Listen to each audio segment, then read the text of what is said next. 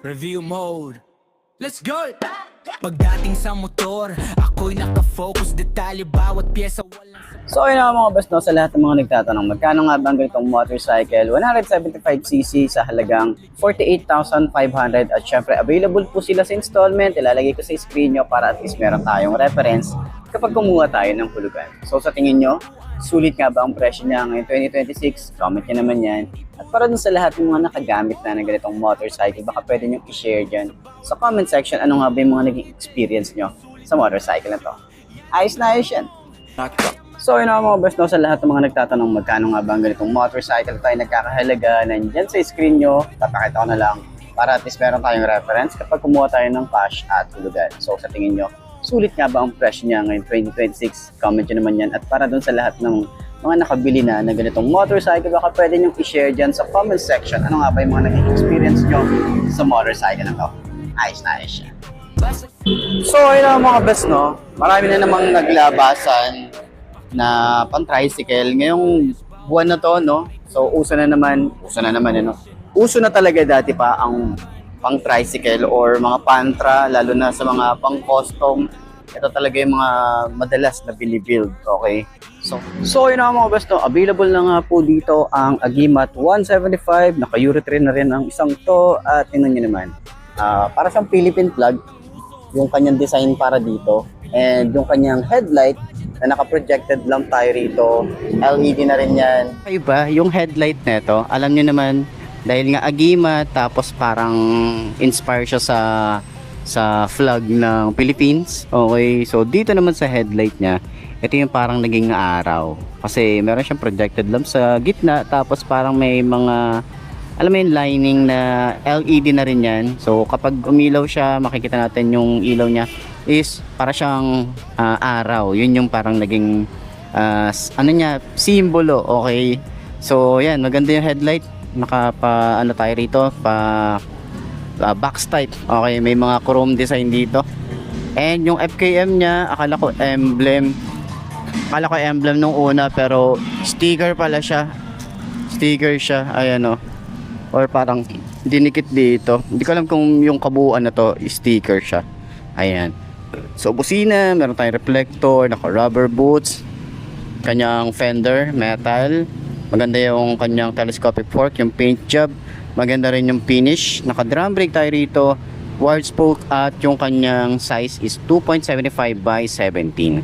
Ayan, dito sa side meron na rin tayong nakaabang para sa sidecar natin. Yung ating makina is naka 5 speed na rin tayo rito. At kagandahan din dito, hindi siya ma-vibrate dahil meron tayo ritong bracket. Ayan, hindi naka-attach yung kanyang foot pegs dito sa kanyang makina. May FKM na rin tayo rito. Kay Rusi, yes, talagang panalo rin naman, lalo sa presyo, panalo 175cc, meron ka ng ganitong motorcycle. Ayan, so sa kanyang headlight is ano siya, medyo blur yung kanyang design, pero naka bulb type yung ating signal light, flexible, maganda yung cowling, meron tayong Rusi emblem dito, meron tayong reflector, naka telescopic fork na may rubber boots, maganda rin yung kanyang fender, naka metal naman yan, naka drum brake tayo rito, at yung kanyang shock dito, merong Rusi na naka emboss, naka wide spoke tayo rito. Ang size ng kanyang tires 2.75 by 17. Dito naman ay naka-ready na tayo para sa kanyang sidecar. Meron na rin butas yan. And sa ating makina, so eto lang, ang concern lang natin dito dahil nga yung tapakan neto is naka-install pa siya sa makina mismo. So maganda ang gawin ni Rusi, same nung ginagawa ng ibang motorcycle dito sa bracket na to. 'Di ba, nakikita nyo tong bracket na to? Sana dito nila in-install, hindi dito sa may makina. Kasi nga, ramdam mo yung vibration ng makina kapag nakaupo ka talaga dito. Kaya sinasabi nila na ma-vibrate yung motor. Dahil nga, syempre, ramdam mo. Nandito yung foot pegs natin, naka-install siya sa makina mismo. Kung dito siya sa may bandang bracket, hindi siya masyadong ma-vibrate. Pero naka-timing chain naman to. So, ayan, dito sa other side is maganda yung design din. May Rusi din tayo rito. 5 speed, tapos yung kulay is brown matte. Okay. Agimat 175. Maganda yung font style na ginamit dito.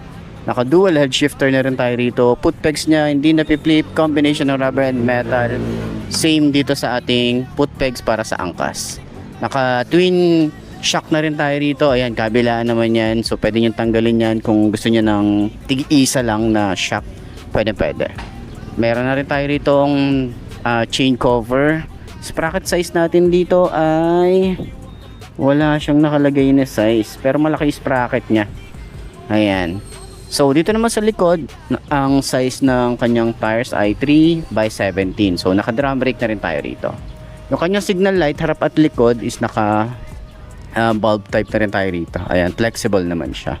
Tapos dito rin yung ating fender sa likod is metal naman, and dito naman may fender tayo rito na extension na plastic. Ayan, pa-box type din yung kanyang taillight, naka LED na rin tayo rito, may reflector na rin yan. So dito sa kanyang grab bar, meron na rin tayong bracket para sa ating top box, pa-straight siya, yun yung kagandahan dito. Yung ating upuan, makapal, malambot din, maganda rin yung design. Ayan, yung gas tank natin dito malaki din. Ito yung cup natin.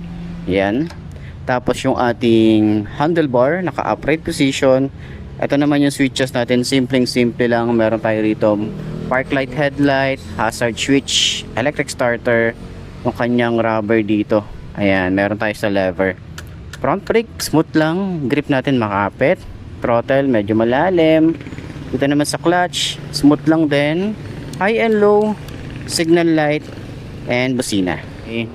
So mapapansin nyo pag 175 brown yung kanyang kulay ng makina. Yun yung doon yung makikita yung macho kung ano yung pinagkakaiba nila okay sa makina.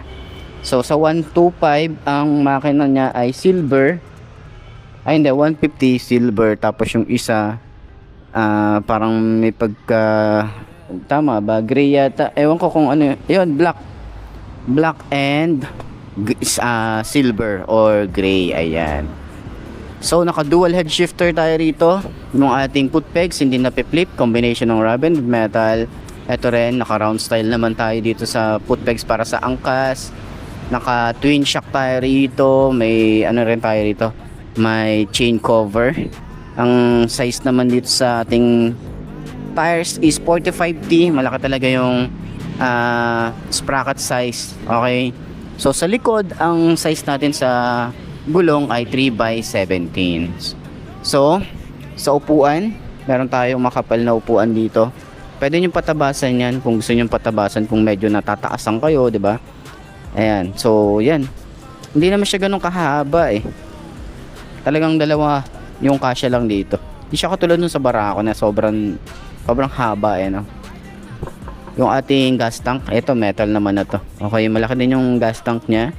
Sa kanyang panel gauge, naka-analog type tayo rito. Makikita natin dito speedometer, odometer, may gear indicator na 1 to 5, neutral, signal light, pag naka-high beam, may Rusi logo, ignition niya, simple lang. So sana dito maglagay din si Rusi ng USB charging port para at least may mga upgrade na kahit papaano may upgrade, diba? Susi natin, simple lang din. May Rusi din tayo dyan na nakalagay. Yung ating lever, makapal din naman yan. Smooth naman. May rubber tayo dito. Support, dito rin. Sa clutch din.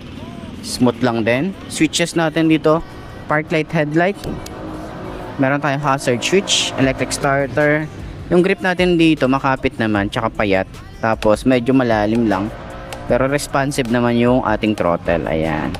Panel gauge, naka-analog type. Meron tayo sa gitna na gear indicator, meron tayo ritong neutral, signal light, pag naka high beam, RPM dito sa side pala, RPM, speedometer, odometer, ignition, and susi, simple lang din.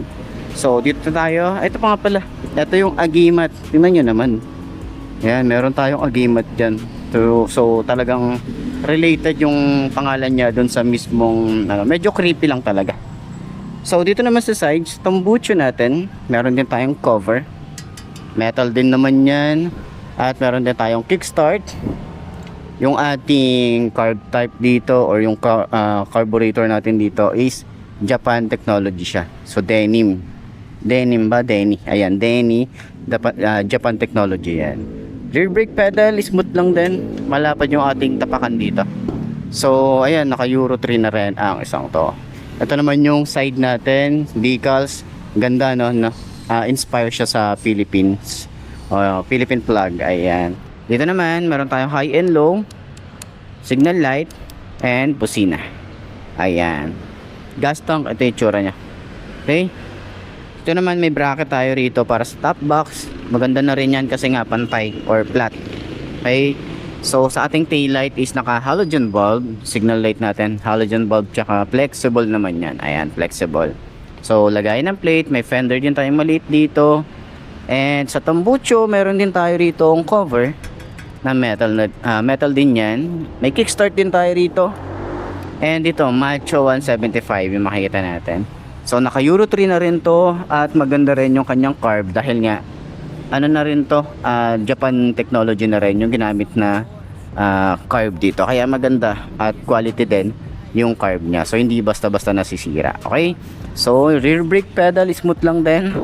Tambucho natin, malaki yung pipe dito. Malaki yung elbow niya. So, yun. Sa lahat ng mga gustong bumili ng ganitong motorcycle, so puntahan nyo na lang yung pinakamalapit na Rusi branch dyan sa lugar nyo. So, nauuso na naman yung mga pan-tricycle ngayon. At alam naman natin na hindi talaga nawawala sa madlang people or sa industry ng motorcycle ang mga ganitong motorcycle. So, yun lang. Sana nakatulong tong video na to. Ayos na ayos siya. Tuloy-tuloy, hatid ko'y totoo. Hindi ka maluloko, boy. Sa bawat trip, bawat under ng gulong. Alamin mo muna bago ka sumulong. Review ng motor, real talk sa eksena. Para sa rider na gustong sigurado sa biyahe niya. From city ride hanggang long ride mode. Ito ang guide mo sa daan ng kalsada road. Cold start, pakinggan mo ang tunog. Kung maayos ba o parang may kulang sa ugong. Suspension check, lubak ay kalaban. Kung smooth ang tupo, panalo sa laban. Brakes kung kapit, dapat sigurado. Safety first lagi, di pwedeng papakto. Ilaw sa gabi, malinaw ang daan. Headlight na solid, panalo sa laban. Hey, hindi lahat ng uso para sa'yo, bro. Piliin mo yung swak sa budget na trip mo. Hindi lang pangalan, hindi lang brand. Importante kung kaya mo siyang i-handle. Review ng motor, walang